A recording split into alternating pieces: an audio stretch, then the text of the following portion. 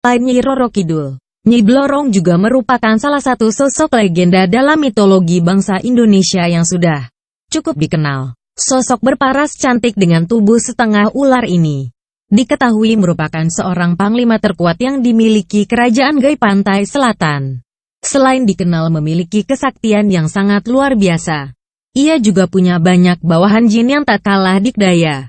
Asal-usul Nyi Blorong banyak ahli spiritualis disertai dengan legenda yang selama ini beredar, menyebut jika Nyi Blorong sejatinya merupakan putri pertama Nyimas Dewi Rangkita yang bernama Nyimas Dewi Anggatri. Nyimas Dewi Rangkita sendiri ialah cucu dari Raja Caringin Kurung ke-11 Prabu Jaya Cakra.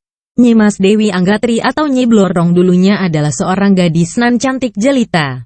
Namun, karena dibesarkan di lingkungan keraton yang serba berkecukupan, ia kemudian tumbuh menjadi wanita yang angkuh dan jahat.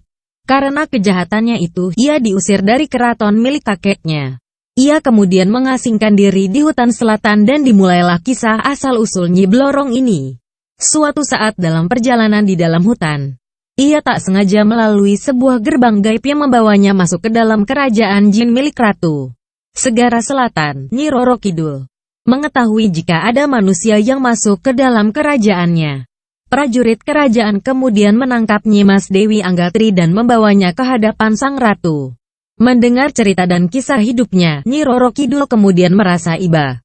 Kanjeng Ratu Kidul kemudian mengangkat Nyimas Dewi Anggatri menjadi anaknya dan menganugerahkan kesaktian siluman ular padanya. Nyi Roro Kidul pun merubah nama si gadis yang tadinya Nyimas Dewi Anggatri itu menjadi Nyi Blorong.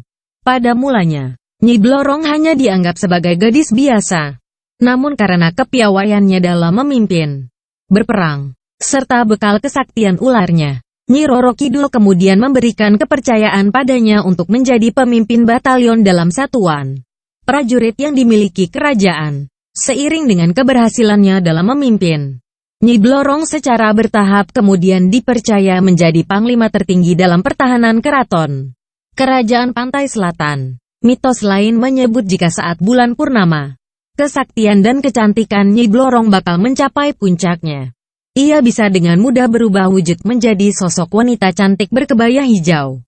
Namun, saat bulan mulai mengecil, ia dengan sendirinya akan berubah menjadi sosok ular raksasa yang mengerikan. Legenda pesugihan Nyi Blorong menurut kepercayaan masyarakat Jawa. Nyi Blorong merupakan bawahan Nyi Roro Kidul yang selain menjadi panglima tertinggi, juga memiliki tugas untuk menyesatkan manusia. Penyesatan yang mereka lakukan adalah dengan memberikan pesugihan atau kekayaan dengan jalan yang sesat. Bagi manusia yang terbawa nafsu, pesugihan Nyi Blorong ini tentu akan sangat menggiurkan. Dalam pesugihannya itu, Nyi Blorong selalu datang ke rumah orang yang memujanya. Ia kemudian akan meminta si empunya rumah untuk berhubungan badan dengannya dalam kamar khusus. Dalam kamar tersebut, si empunya rumah akan melihat Nyi Blorong dalam wujud gadis cantik. Namun jika ada yang mengintip, mereka akan melihat si empunya rumah tengah berhubungan badan dengan seekor ular raksasa. Setelah melakukan ritual berhubungan badan, Nyi Blorong akan pergi dengan meninggalkan beberapa keping emas yang sebetulnya merupakan sisik ular miliknya. Sebagai ganti dari kekayaan yang diperolehnya dengan mudah, si empunya rumah memiliki kewajiban untuk memberikan tumbal anggota keluarganya. Seseorang yang ditunjuk menjadi tumbal akan mati dengan penyebab yang ada-ada saja. Adapun tumbal tersebut bagi sebagian spiritualis akan diambil dan digunakan sebagai budak di Kerajaan Pantai Selatan. Itulah asal-usul dan legenda pesugihan Nyi Blorong. Bagaimana menurut Anda? Ayo sampaikan pendapat Anda di kolom komentar di bawah video ini. Terima kasih.